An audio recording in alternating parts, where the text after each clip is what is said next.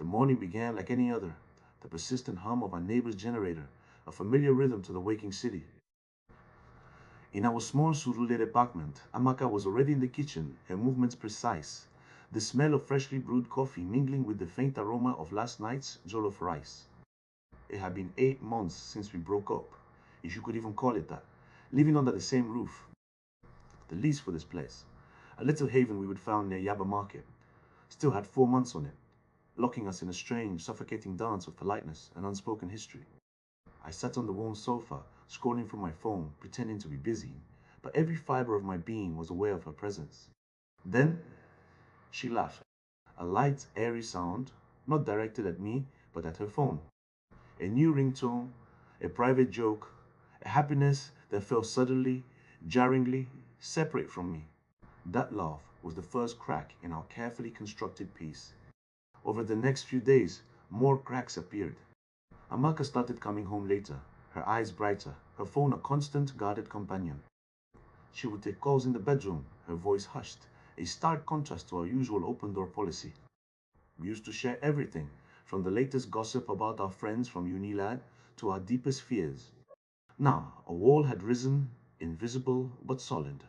I would catch her staring into space, a soft smile on her face, and a pang of something cold would hit me. It was not just curiosity, it was a realization. She was moving on, truly moving on. And the bitter irony was, I was still stuck in the wreckage of what we once were, largely due to my own past carelessness and repeated mistakes that led us here. Our dynamic was a masterclass in forced normalcy. We would share meals at the small dining table, discussing the crazy traffic on Third Mainland Bridge or the latest Nepa Wahala, but the underlying tension was a third diner at the table. I would watch her apply makeup, a new shade of lipstick, an extra sparkle in her eyes. It hurt, knowing those efforts were not for me. Her outings became more frequent. Sometimes she would even dress up in a new Ankara print dress I had not seen before. I wanted to ask, to scream, "Who are you doing all this for?" But the words would catch in my throat. We were roommates, after all, and roommates did not interrogate each other's social lives, especially not after a 7-year relationship that ended because I had not known how to cherish what I had. I met Kemi, my oldest friend, at a popular suya spot in Surulere one evening. The smoky aroma of grilled meat, the lively chatter, the blare of music from a nearby bar. It was classic Lagos. Tunde, I beg, wetin dey happen with you and Amaka? You too quiet, Kemi prodded, handing me a wrapped stick of spicy beef. I sighed, chewing slowly. It is complicated, Omo.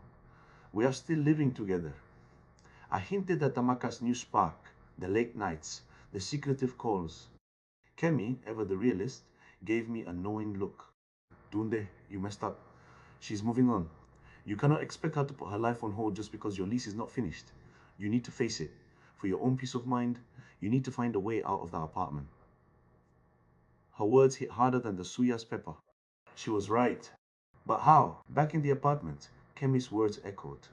The silence felt heavier now. Amaka was out again, and the space felt emptier, yet somehow crowded with memories.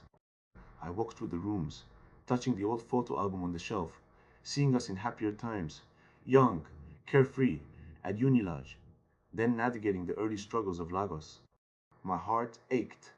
I would taken her for granted, prioritizing my nascent graphic design career, my boys' nights out, always assuming she would be there. Foolish, arrogant me. A sharp, unfamiliar scent wafted from her side of the wardrobe, a new cologne, distinctly masculine, not hers. It was a phantom presence, solidifying my fears. Amaka, I thought, a name conjured from thin air. Yet it felt utterly real. The air thickened with unspoken truths. It happened almost casually. Amaka had come back from a late meeting, exhausted, and dropped her phone on the kitchen counter while grabbing a glass of water. I was heading to the fridge, and my eyes, against my will, caught the glowing screen. A message notification. Not a name, but a photo. A selfie of Amaka, laughing, head tilted against a man's shoulder. His face was blurred, but the arm, the way she leaned into him, was unmistakable. My breath hitched. It was just a second, but it was enough. The air was sucked out of the room. The casual humming of the refrigerator became deafening. It was not a suspicion anymore. It was real, tangible, and my heart felt like a lead weight plunging into an abyss. My vision blurred, and the entire apartment felt like it was closing in on me. The lights flickered, then died. Typical neighbour.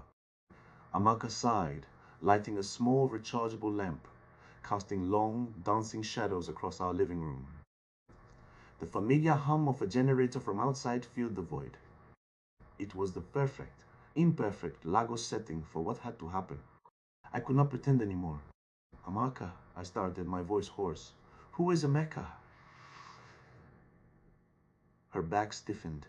She turned slowly, her expression a mix of surprise and resignation. The lamp glow highlighted the tremor in her hands. Tunde, I did not know how to tell you. The admission hung in the air, heavy and suffocating. She explained softly about meeting him, how it had just happened. Every word was a knife, twisting in the wound, yet there was a strange clarity too. The ghost in the apartment finally had a name, a face, and a reality that shattered all remaining illusions. The silence after her confession was deafening, punctuated only by the distant generators.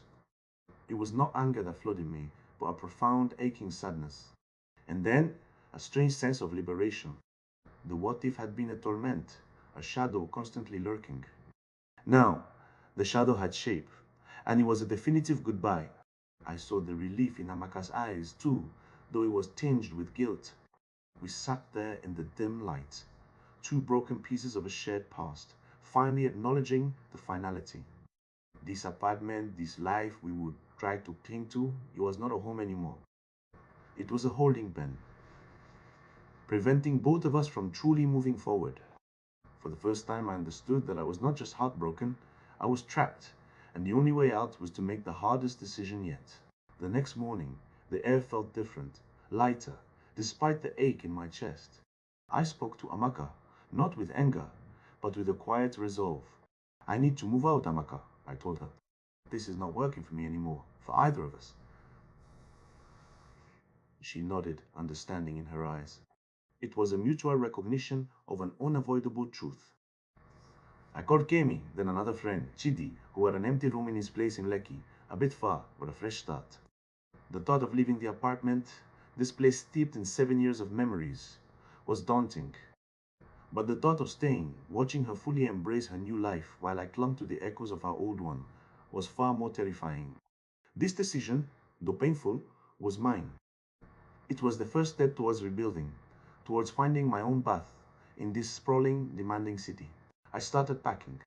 Each item I touched, from old textbooks to a chipped coffee mug, held a memory. It was like dismantling 7 years of my life, piece by painful piece. But with each box filled, a tiny space opened up inside me, less for the pain and more for the quiet anticipation of something new. As the sun began to set, painting the Lagos sky in hues of orange and purple, I paused at the window. The street below was alive, down for buses honking, vendors hawking, the scent of suya already filling the evening air. Lagos, ever vibrant, ever moving. It had swallowed my heartbreak, and now it was waiting for me to emerge. Stronger, wiser. I knew the journey ahead would be tough, filled with loneliness and self-reflection. But for the first time in a long time, I felt a flicker of hope. This was not the end of my story, it was just the beginning of a different, perhaps better one.